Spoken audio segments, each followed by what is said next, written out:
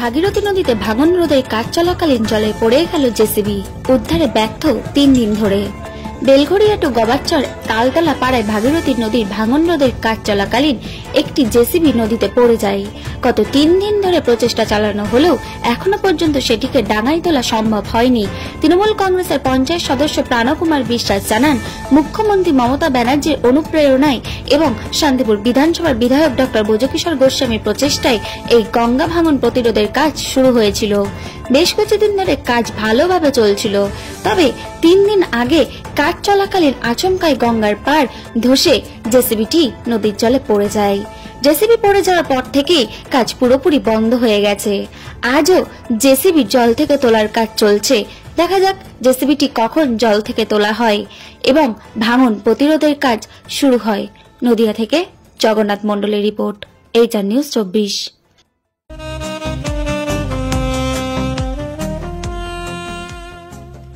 সর্বস্তরের ক্রেতা বন্ধুদের শুভ কামনায় বাবা লোকনাথ বাইক পয়েন্ট। আমাদের এখানে যে কোনো কোম্পানির বাইক ক্রয় এবং বিক্রয় করা হয়। অবশ্যই মনে রাখবেন, ফাইন্যান্সের সুব্যবস্থা আছে। প্রোপাইটার দিবাকর দেবনাথ ওরফে বাপি।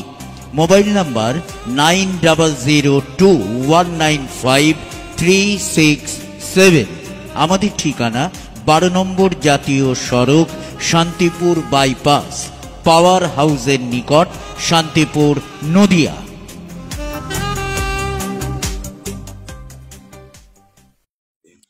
জলে পড়লো এই গঙ্গার মাননীয় মুখ্যমন্ত্রীর অনুপ্রেরণায় আমাদের শান্তিপুর বিধানসভার বিধায়ক এই গঙ্গা বাঁধনের কাজটা নিয়ে এসেছিলেন।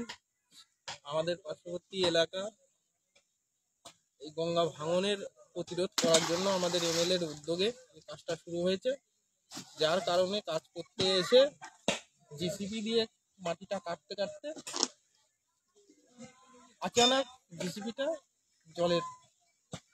জলের সঙ্গে সম্পর্ক করে কিভাবে ধসে যায়। তারপর থেকে আজকে 2-3 দিন ধরে এটাকে উঠানোর চেষ্টা করা হচ্ছে। কোনো মতে কোনো বুদ্ধি কাজে লাগছে না। আজকে আবার পুনরায় চেষ্টা করা হচ্ছে। দেখা যাক আজকে কি হয়, তারপরে বোঝা যাবে। যদি না ওঠে তাহলে পুনরায় নতুন করে আবার নতুন পদ্ধতি চেষ্টা করা হবে। 3 দিন ধরে চেষ্টা চালিয়ে তুলে যাচ্ছে না জল থেকে। এখনো 3 দিন ধরে চেষ্টা চালিয়ে গেছি, কিন্তু এখনো কোনো কিছু করতে পারিনি। আজকে নতুন করে তোমার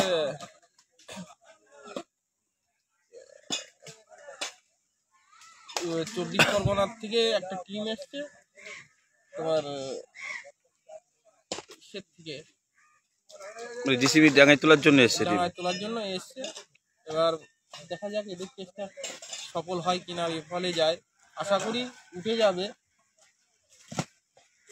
তোলার টিম যারা এসে তারা বললো যে হ্যাঁ, আমরা তুলে দিতে সক্ষম হব। এই গঙ্গা যে কাজ, সরকারি কাজ হচ্ছে তো? সরকারি কাজ। সরকারের থেকে কোনো রকম তৎপরতা নেয়নি জেসিবি তোলার জন্য?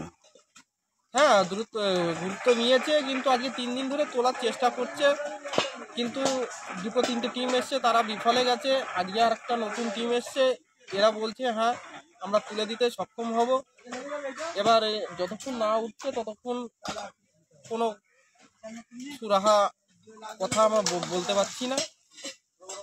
এখন 2-4 ঘন্টা লাগবে, লাগার পর বোঝা যাবে যে জিনিসটা উঠবে কি না উঠবে না।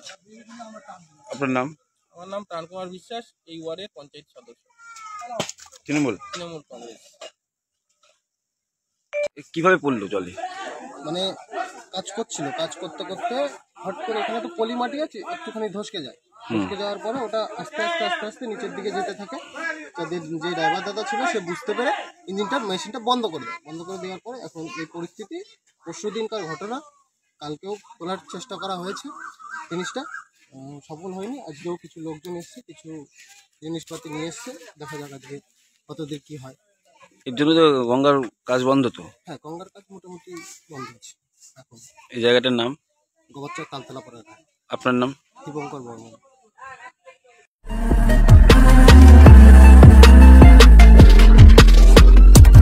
নমস্কার, আপনারা দেখছেন এইচআর নিউজ 24, সত্যের লক্ষ্যে মানুষের পাশে।